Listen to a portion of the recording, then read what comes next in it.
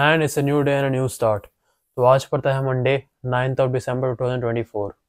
Morning का temperature around 10 degree Celsius है in NCR area. और आज थोड़ा एक्साइटेड हूँ मैं, क्योंकि कल रात को हम लोगों ने बात करी थी, आज हम लोग करेंगे chest and shoulders. Chest and shoulders हमेशा से मेरे दिल के करीब रहा है, क्योंकि चेस्ट एंड शोल्डर्स करते समय हम अपनी जो मेन हिस्सा होता है बॉडी का, मेन तो सब कुछ होता है मगर एक क्लोज वाली फीलिंग आती है इससे, क्योंकि आपके जो चेस्ट है, चेस्ट मेनली आपके प्रोटेक्ट कर रही होती है हार्ट और लंग्स को, और शोल्डर्स आपको वाइड बनाती है। ठीक है। तो और हम लोग पुश भी कर रहे होते हैं, मतलब वो पुश वाली टेक्निक्स होती हैं, हर चीज़ को हम लोग धक्का दे रहे होते हैं, चाहे हम लोग डंबल कर रहे हो, चाहे हम मशीन्स कर रहे हो। अब शोल्डर में भी हम लोग धक्का दे रहे हैं, और चेस्ट में भी हम लोग प्रेस करते समय धक्का दे रहे हैं चीज़ों को। तो ये पुश वाली एक्सरसाइजेज होती हैं, और इन एक्सरसाइजेज को करने में एक अलग ही सुकून मिलता है। इसलिए अगर आप नोटिस करोगे ना, तो जितने भी फेमस यूट्यूबर्स वगैरह लोग होते हैं ना, वो जब भी कुछ स्पेशल वीडियो डालते हैं, मतलब जब भी वो डालते हैं चेस्ट की वीडियो और या फिर शोल्डर्स की वीडियो, तो सबसे ज़्यादा उसके अंदर एंगेजमेंट आती है उनकी। ठीक है। अ, इसीलिए अगर आप एक एग्जांपल ले लो, जैसे कि मैंने कल सैम सलग की बात करी थी ना, तो वो जब भी वीडियो डालता है ना किसी फेमस पर्सनालिटी के साथ या फिर किसी प्रो बॉडी बिल्डर के साथ, तो हमेशा वो चेस्ट कर रहा होता है। अभी रिसेंटली उसने परसों कल बताया ना कि परसों करीबन उसने जे कटलर के साथ वीडियो डाली थी, वो भी चेस्ट की थी। उससे पहले उसने वो मिस्टर ओलंपिया जो सेकंड बना था, सेकंड मिस्टर ओलंपिया, अजीब से बाल हैं उसके येलो कलर के, बैलेंस की कुछ तो था वो। तो उसके साथ भी उसने चेस्ट की वीडियो डाली थी, और पहले भी जब भी उसने करी एक्सरसाइजेस हमेशा चेस्ट की वीडियो डाली है उसने। तो चेस्ट मेरे ख्याल से एक खास करके बॉयज़ के लिए, खास करके मेन के लिए चेस्ट एक बहुत ही क्या बोलते हैं, प्राइड वाली फीलिंग आती है चेस्ट को करने में। और जैसे ही हमारा चेस्ट पंप होता है, तो हमको ऐसा फील होता है कि हम लोग मतलब अपने प्राउड फील कर रहे हैं एक तरीके से। इसलिए हम लोगों के चेस्ट बहुत क्लोज रहता है बॉयज़ के अंदर, है ना, या फिर मैन के अंदर चेस्ट बहुत क्लोज रहता है। आज की अपडेट देनी है, तो मॉर्निंग में 4:30 बजे उठा हूँ मैं, और मैंने अपना काम ख़त्म किया आज कल रात को मैं काम ख़त्म नहीं कर पाया, करीबन 12 बज चुके थे। तो कोई बात नहीं, हमने अपनी नींद भी पूरी कर ली, हमने काम भी कर लिया। हम लोग आज रनिंग नहीं गए। हम क्या करेंगे, जिम में जाते सही 20 मिनट या फिर अराउंड 30 मिनट्स पहले कार्डियो करेंगे। कार्डियो का मतलब होता है वॉकिंग करेंगे सिंपल 6 की स्पीड पे, या फिर 5 की स्पीड पे इंक्लाइन 15 डिग्री पे। ठीक है, दोनों में से एक चीज़ करेंगे। मैं सोच रहा हूँ कि 0 डिग्री पे 20 मिनट कर लेता हूँ, क्योंकि उससे थकान भी कम होती है। खैर, जब वार्म अप हो जाएगा, वार्म अप करने के बाद हम लोग करेंगे चेस्ट की एक्सरसाइज, और चेस्ट में कुल मिलाकर 3 एक्सरसाइज लगाएंगे हम। ठीक है। 3 एक्सरसाइज में पहला रहेगा पुश की एक्सरसाइज। तो हैवी पुश लगाएंगे, हैवी पुश में चेस्ट प्रेस करेंगे, 3 सेट लगाएंगे। उसके बाद डंबल या फिर रॉड करेंगे। देन उसके बाद एक फ्लाई की एक्सरसाइज लगाएंगे, इस पर रह के 3 सेट। ठीक है। फिर शोल्डर्स करेंगे, शोल्डर्स में लगाएंगे मशीन्स और लैटरल रेजेस। फिर वापस आ जाएंगे। टाइम मिलेगा तो एब्स की एक्सरसाइज भी कर लेंगे, फिर वापस आ जाएंगे। तो ये रहने वाला है आज का शेड्यूल, और इसको ख़त्म करता हूँ मैं अपना ट्रस्टेड कैफ़ीन। सुबह ही मैंने कॉफ़ी पी थी, और सुबह करीबन 1 चम्मच पिया था। 1 चम्मच में 50 mg कैफ़ीन करीबन होता है, और इसके अंदर करीबन 150 mg कैफ़ीन रहता है। तो मॉर्निंग में 200 mg कैफ़ीन करीबन चलता है। ठीक है। इससे हमारी मॉर्निंग में एक अच्छी स्टार्ट आएगी, और हम लोग आगे अच्छा दिन बिता पाएंगे। ठीक है। तो और तो कुछ नहीं बात करने के लिए, मैं आके आपसे बात करता हूँ। मुझे एक टॉपिक था, इसके बारे में बात करनी थी, जिसको बोलते हैं टाइम जोन्स, या फिर जिसको बोलते हैं आईएसटी या फिर सीएसटी, कुछ भी बोल लो उसको। मतलब जो दुनिया का जो टाइम लैग होता है वो काम कैसे करता है, जेट लैग किसको बोलते हैं, ये सब चीज़ों के बारे में बात करनी है। क्योंकि जब ये चीज़ मैंने नोटिस करी है कि जब भी कोई ऐसा फेमस यूट्यूबर वगैरह होता है ना, या फिर फेमस प्रो बॉडी बिल्डर्स होते हैं, वो हमेशा ऐसे एडेड टाइम पे वीडियो अपलोड करते हैं जब हम लोग या तो सो रहे होते हैं, या तो हम लोग शाम हो रही होती है। तो ऐसा क्यों होता है? तो इसके पीछे का रीज़न मैंने समझने की कोशिश करी, और इसके पीछे बेसिक्स तो आपको पता ही होगा, जीएमटी होता है, ग्रीनविच मीन टाइम जिसको बोलते हैं। यानी कि जो 0 डिग्रीज को हम लोग मानते हैं लॉन्गिट्यूड्स में, वो होता है हमारा ब्रिटेन से शुरू होता है। अब अंग्रेजों ने ये चीज़ शुरू करी थी इसके बारे में आके बात करते हैं, ठीक है। बस मिलता हूँ आपसे जिम में डायरेक्टली, चलिए बाय। ओके, अच्छे से वार्म अप हो गया। 55 kg पहला set.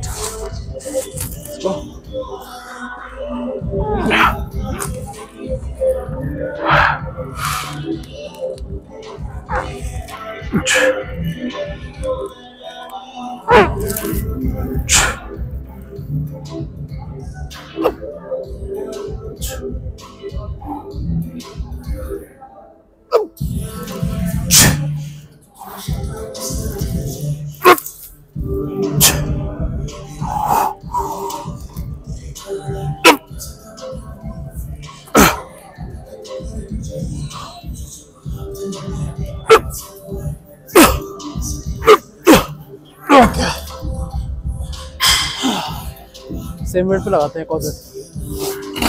Alright, enough rest. Again this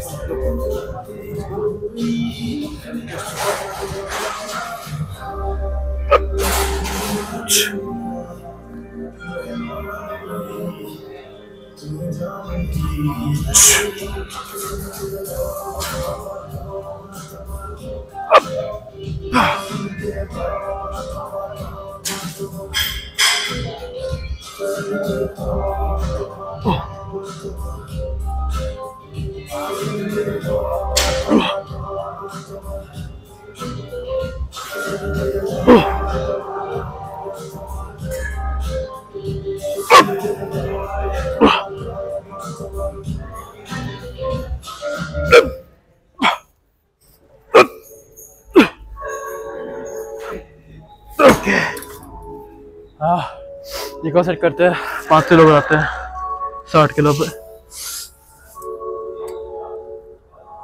okay, alright, एक और set 60 kg। Let's go. Chest up, chest बाहर, शोल्डर नीचे।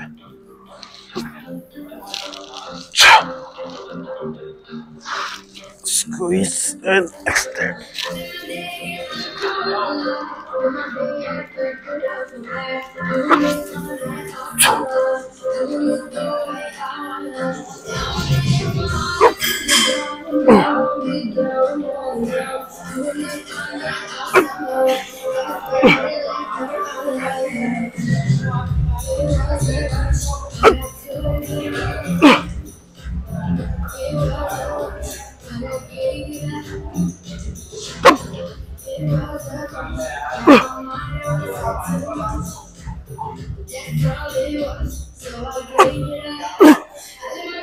Okay.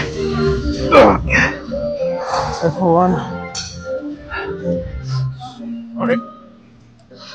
Line, पहला साथ।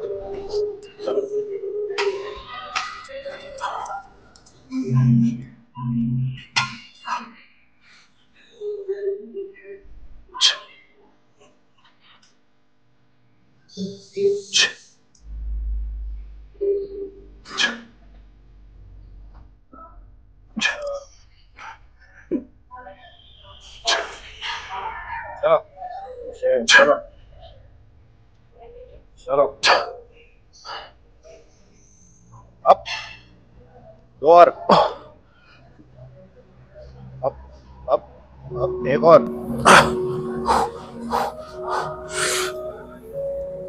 अप अप अप, करो करो, पुश करो। ओके, सही है। थैंक्स। हाँ, बढ़िया था लास्ट वाला रैप, ऐसे ही होना चाहिए।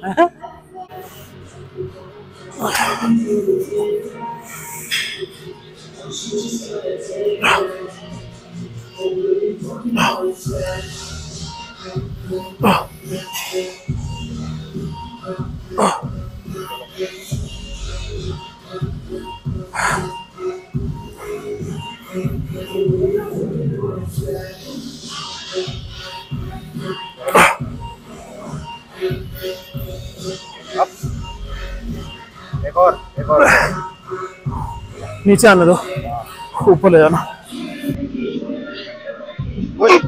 उठाओ उठा लो। Alright, last set, again 30 kg।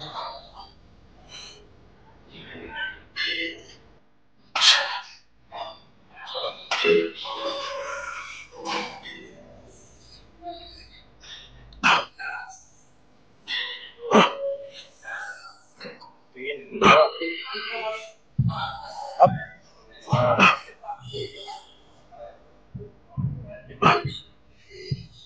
चलो एक और पुश पुश। निकाल दो 15 15 निकाल देना, ड्रॉप कर लेता।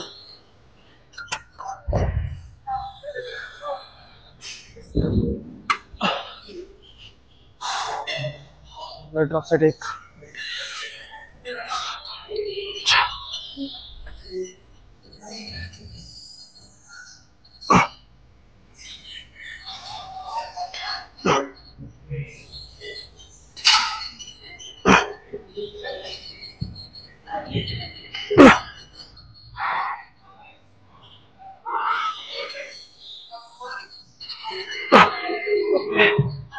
Okay let's go. ऑलराइट,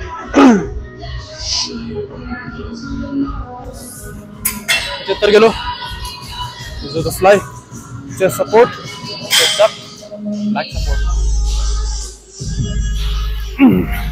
पूरा आप खोलता है,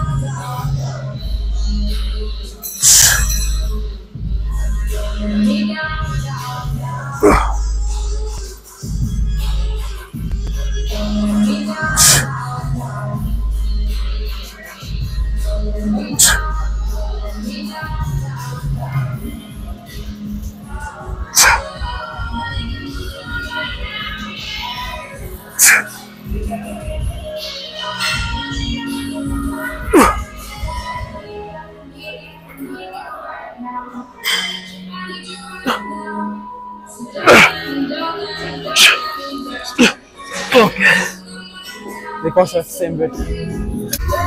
Alright, again 70 kilo, second set, chest up, back support,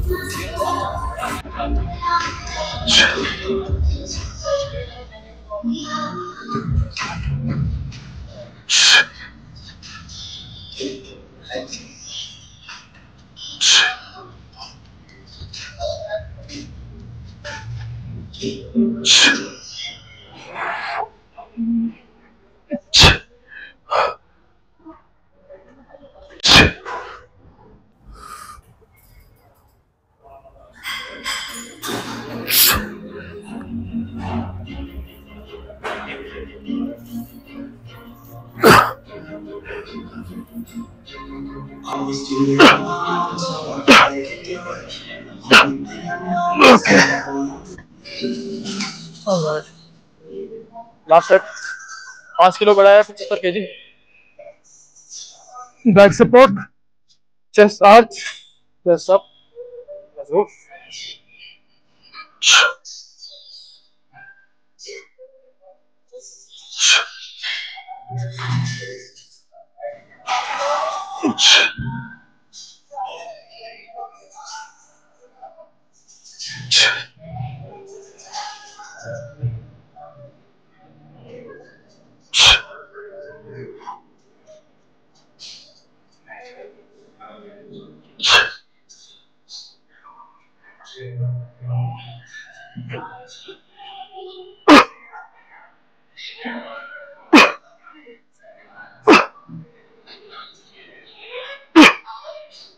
Okay, that's no bra.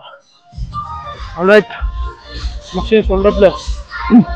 Alright, machine shoulder press. Weight 50 kg start करेंगे। इसमें 2 हैंडल है, ठीक है, एक सामने वाला हैंडल है, फ्रंट वाला हैंडल, और एक बैक वाला हैंडल है।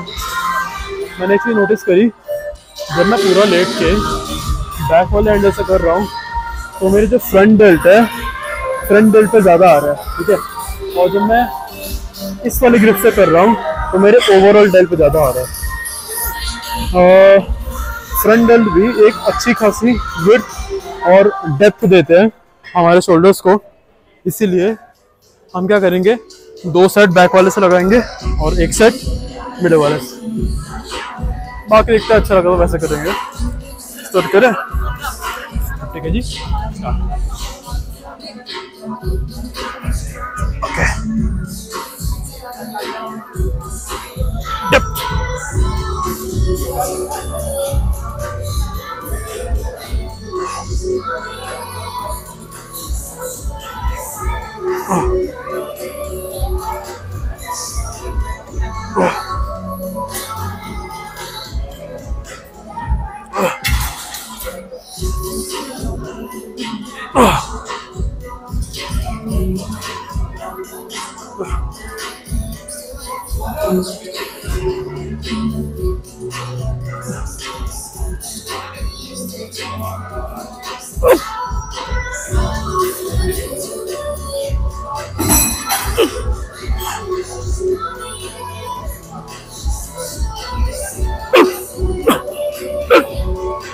ओके।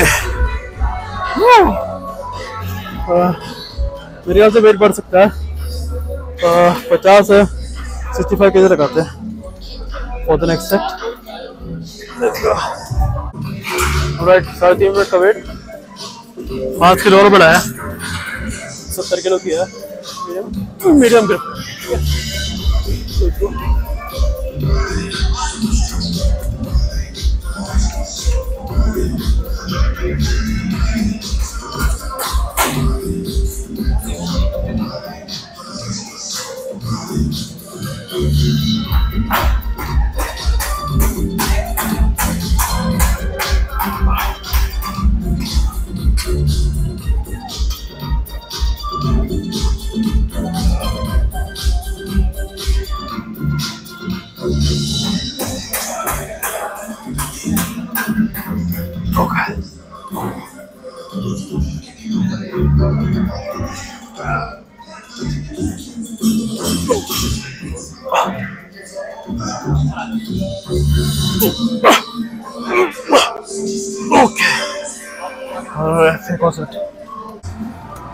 ओके, आगे वाली ग्रिप 5 किलो और बढ़ाया मैंने, 75 किलो।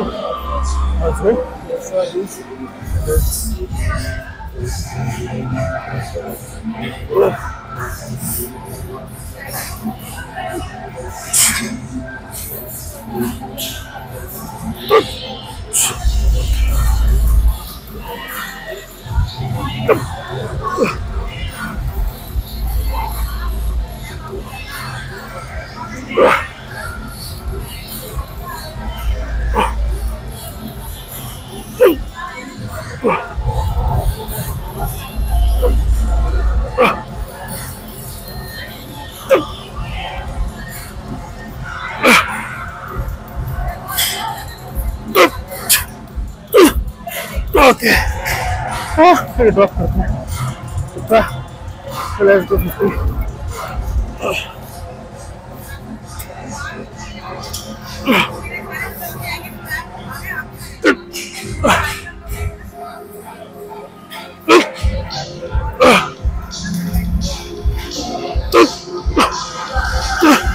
ओके,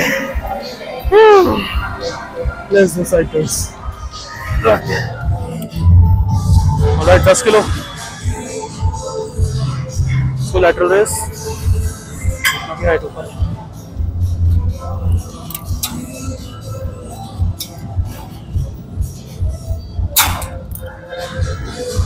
ये ठीक है।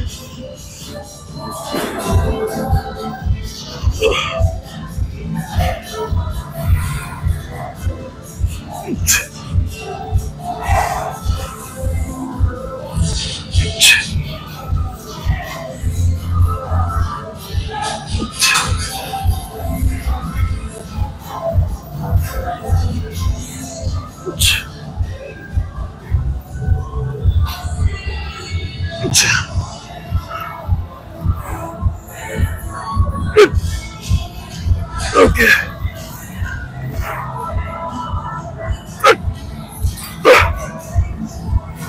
Okay.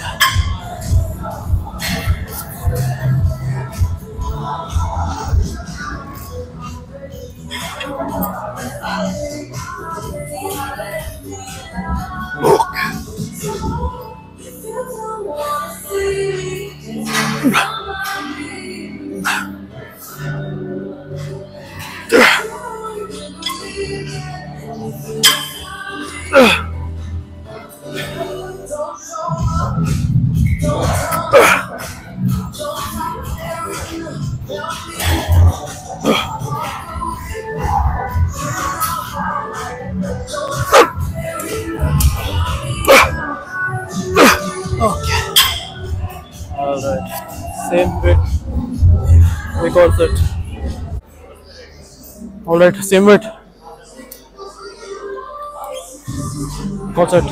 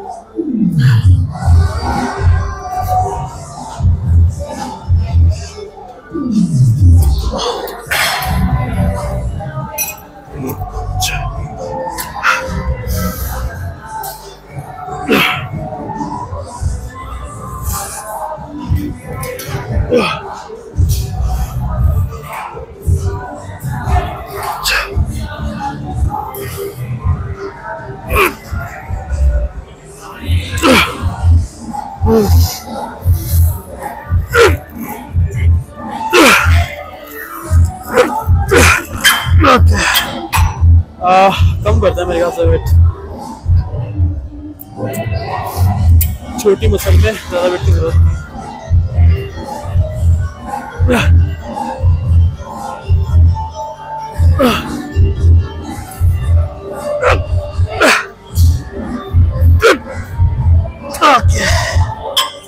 एक और करते हैं।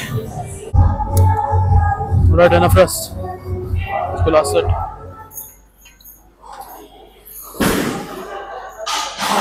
5 किलो ही लगा है, ज़्यादा रेप करेंगे।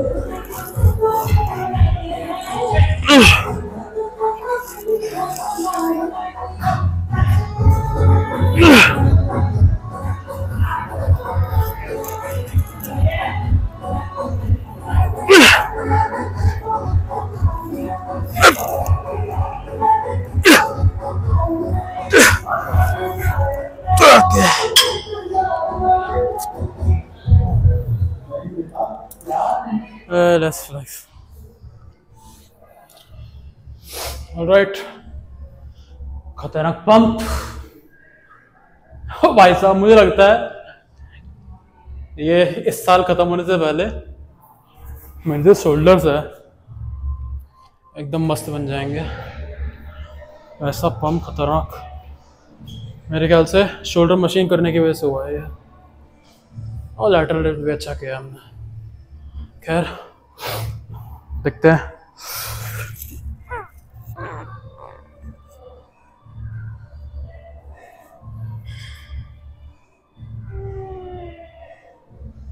ओके।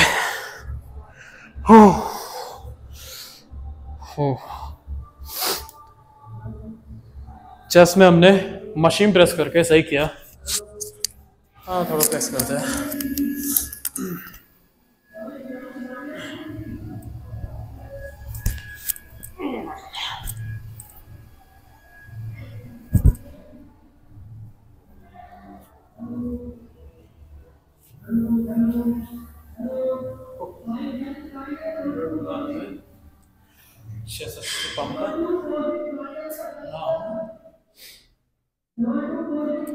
अब कोई बोलेगा कि हर्ष हर हफ्ते तो सेम जैसे दिखते हैं, लेकिन नहीं, बात होती है कंसिस्टेंसी की। बात ये होती है कि हम लोगों को हर दिन शो अप करना है, चाहे रिजल्ट प्लेटो हो चाहे new result. Let's go side chest,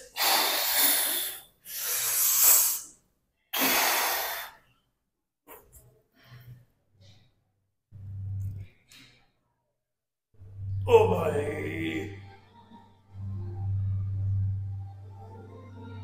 okay आ गया।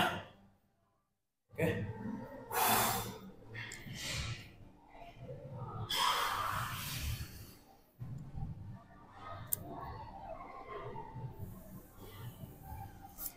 आई am super happy, super happy, क्योंकि हमारा जो कट है वो अच्छे तरीके से काम कर रहा है। ये अब लाइन देख रहे हो यहाँ पे, ये सेपरेशन हमारे फ्रंट डेल्ट को हमारे अपर पैक से, अपर पेक्टोरल मसल से अलग करता है। ये वाला सेपरेशन खतरनाक हो, कैमरे में भी आ रहा है। ट्रैप्स अपने आप ट्रेन हो रहे हैं हमारे, पता नहीं क्यों ट्रैप तो करते भी नहीं यार। साइड से ओ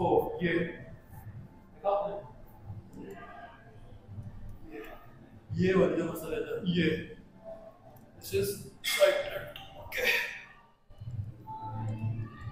मेरे ख्याल से रियर डेल्ट पे, इस वाले पे हम थोड़ा सा और काम कर सकते हैं और पुल सकते हैं वाली मसल, और ऑफ कोर्स अपर बैक पे तो करेंगे। बैक्स पे चल रहा है हमारा काम, लोअर बैक पे भी कर सकते हैं। हालांकि फैट मुझे लगता है कि अभी भी है अच्छा खासा, कोई बात नहीं, रिड्यूस हो जाएगा। ओके एब्स,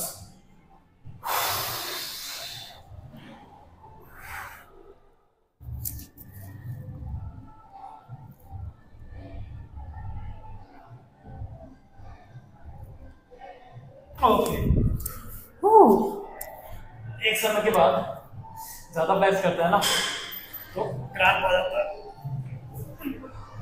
ओके कोई नहीं, शोल्डर देखते हैं।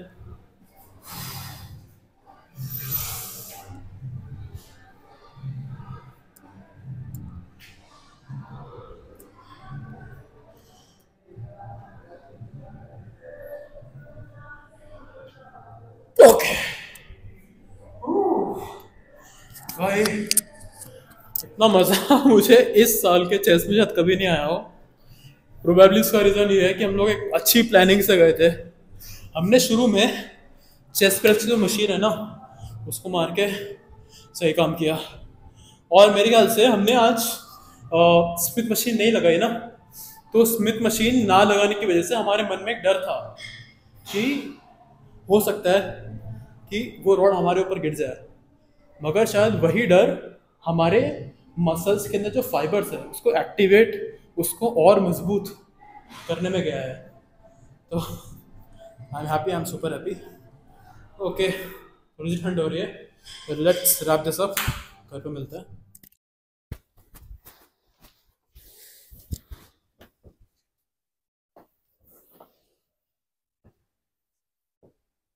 All right, we are back home. तो आज हम लोगों ने जो चेस्ट का पंप था वो हम लोगों ने फ्रंट डेल्ट तक भी महसूस किया था। मेरे ख्याल से इसका रीज़न है हमारे एंड में दोनों शोल्डर की एक्सरसाइज जो हमने करी है वो है इसका असली रीज़न। हमारे शोल्डर प्रेस के वेरिएशन करने की वजह से हमें एक ओवरऑल और फ्रंट डेल्ट का एक्टिवेशन बहुत अच्छा मिला है। जब हम लोगों ने जो मशीन है ना वो शोल्डर प्रेस की, वो इतनी मस्त इंक्लाइन पे है, क्या बताऊं, कि उसको हम अगर प्रेस करते हैं उस इंक्लाइन पे, तो हमारे हाथ एकदम स्लैंट पे जाते हैं, मतलब कि एक एंगल, एक इंक्लाइन पे ऊपर जाते हैं हाथ। इंस्टेड कि अगर मैं एक बेंच पे कर रहा होता 15 डिग्री एंगल, या फिर 45 डिग्री, इवन 60 डिग्री पे कर रहा होता, अगर मैं बेंच पे कर रहा होता डंबल प्रेस, तो मेरे जो हाथ है ना वो डायरेक्टली ऊपर जाते हैं। मतलब मेरे हाथ ऑटोमेटिकली ग्रेविटी की वजह से, जो नॉर्मल होता है हमारा नॉर्मल डायरेक्शन इसको बोलते हैं, मतलब जो डायरेक्टली नीचे पॉइंट करता है, हमारी कोहनी नीचे पॉइंट करती और हमारे जो शोल्डर हैं वो डायरेक्टली ऊपर होते हैं। लेकिन इस मशीन के अंदर, जो मैं मशीन की एक्सरसाइज आज करी है और जो मशीन की एक्सरसाइज मैंने लास्ट टाइम भी करी थी, इस मशीन के अंदर हमारे शोल्डर्स सीधे जाने की बजाय स्लैंट हो रहे हैं। मतलब जो शोल्डर का जो नॉर्मल मूवमेंट हो रहा है ना, वो ग्रेविटी के अगेंस्ट में जा रहा है। और मतलब ग्रेविटी तो सीधी है, अगेंस्ट तो जा ही रहा है, और वो एक एंगल पे भी जा रहा है। मेरे कहने का ये मतलब है, तो उस एंगल की वजह से ना यह मासिव स्ट्रेच महसूस होता है मेरे शोल्डर्स के अंदर। अगर आप भी ट्राई करो ना, अगर आप भी शायद सेम जिम में अगर आते हो, तो आप क्या करना, नीचे एक प्लेटफॉर्म लगा देना, प्लेटफॉर्म का मतलब एक स्टेपर लगा देना, ताकि आपकी हाइट बढ़ जाए। और क्या बोलते हैं, जो सीट के एडजस्टमेंट है सबसे ऊपर रखना उसको। मैं तो यही करता हूँ। मेरी हाइट करीबन 6 फुट और 1.5 इंच करीबन है, 6 2 ही मान लो। तो मैं उसको सबसे ऊपर लगाता हूँ, जबकि मुझे सबसे नीचे लगाना चाहिए। सबसे ऊपर लगाने का रीज़न ये है कि सबसे ऊपर लगा के मेरे फ्रंट डेल्ट में एक बहुत अच्छा स्ट्रेच महसूस होता है मुझे।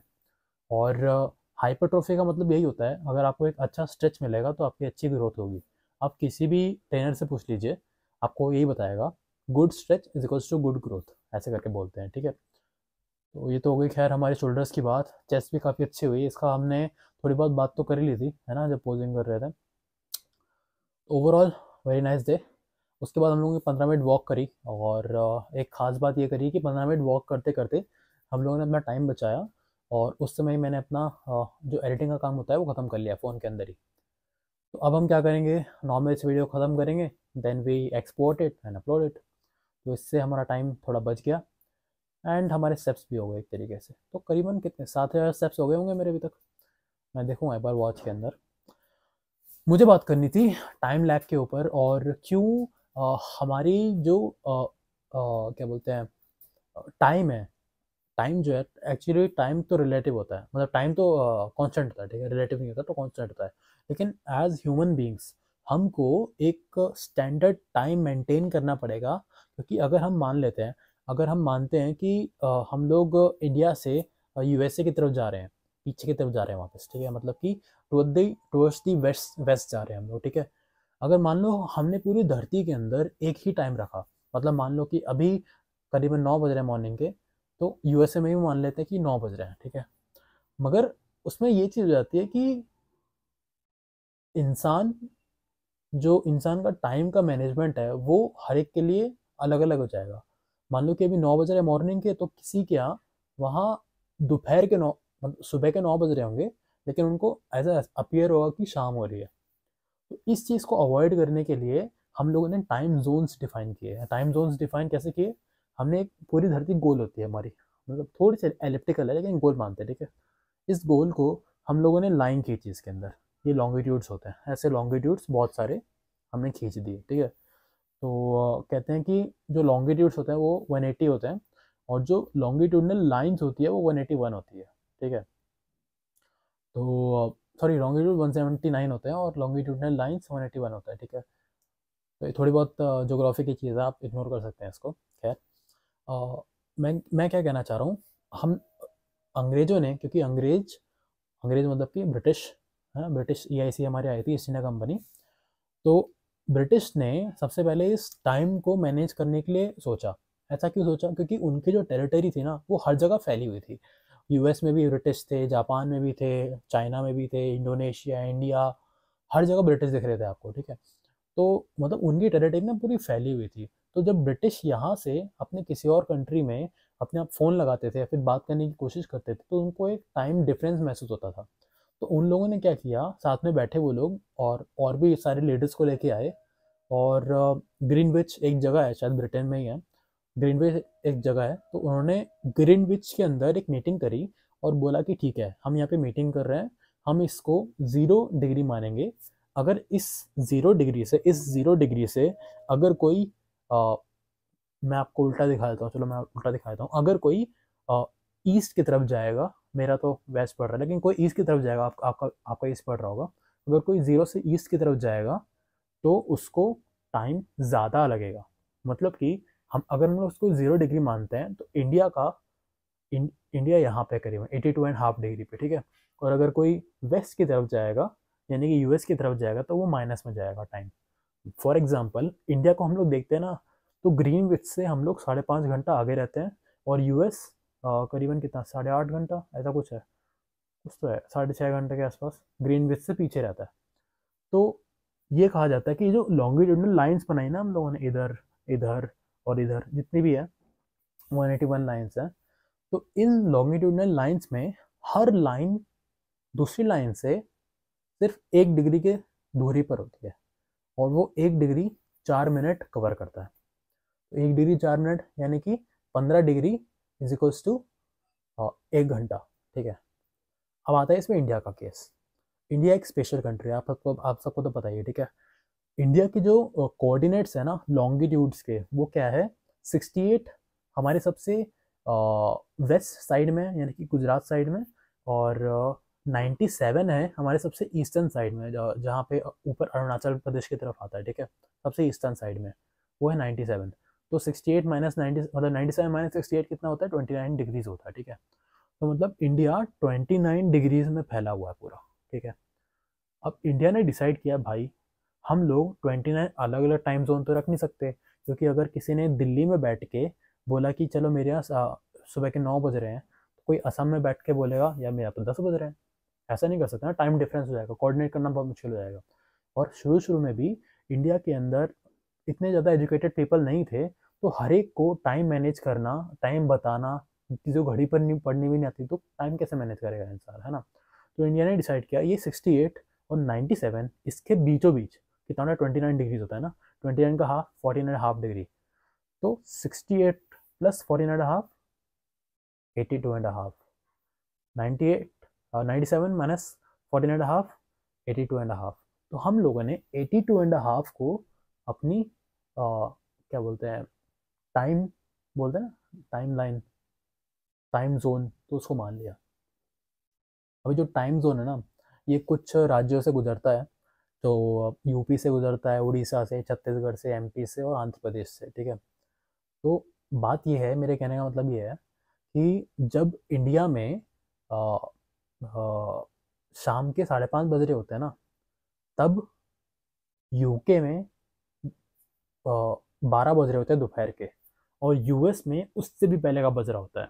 तो मानते हैं कि अगर कोई बॉडी बिल्डर सुबह सुबह अपना वीडियो बना के एडिट करके अपलोड कर देता है, तो वो चीज़ हमको इधर शाम को दिखाई देगी 6 बजे के आसपास में। तो इसलिए हम लोगों को जितने भी बाहर के वीडियोस होते हैं ना, वो शाम को 6 बजे करीबन दिखाई देते हैं, और जितने भी लाइव इवेंट्स होते हैं ना, इसलिए हम लोग को शाम या फिर रात में दिखाई देते हैं। ये रीज़न होता है इसका, ठीक है। और कभी कभी हम लोग देखते हैं कि यहाँ पे सुबह 9 या 10 बजे मैच हो रहा है, और वहाँ पे वो लोग क्या बोलते हैं रात में मैच कर रहे होते हैं। इंडिया की ऑडियंस जो है ना बहुत इंपॉर्टेंट होती है, क्योंकि हम लोगों की पॉपुलेशन बहुत ज़्यादा है, व्यूअरशिप ज़्यादा आती है, जितनी ज़्यादा व्यूअरशिप आएगी उतने ज़्यादा लोग देखेंगे, उतनी ज़्यादा कंपनीज अर्न करेंगे चीज़ों को। इसीलिए आप अगर देखो ना, तो क्या बोलते हैं जब दुबई में मैच होता था ना आईपीएल का, तो वो लोग टाइम को इस हिसाब से मोड़ते थे, उनके शेड्यूल को इस हिसाब से रखते थे कि वहाँ पे दोपहर हो रही हो और हमारे यहाँ रात का टाइम हो, रात मतलब 8 बजे का टाइम होता है, कि पीक टाइम होता है। रात बजे मैच शुरू होगा 8 बजे, 10 10:30 11 बजे मैच खत्म हो जाएगा। तो पीक मैक्सिमम इंडियन लोग आईपीएल देखेंगे, और जितना ज़्यादा देखेंगे उतना ज़्यादा रेवेन्यू जनरेट होगा। तो ये टाइम जोन का एक फंडा होता है, मुझे भी काफ़ी इंटरेस्टिंग लगता है ये चीज़। तो होपफुली आपको भी लगे। यार वीडियो थोड़ी लंबी हो गई, कोई बात नहीं। तो हम दिनचर्या काम शुरू करते हैं, प्रोटीन ख़त्म करते हैं अपना। चलिए बाय।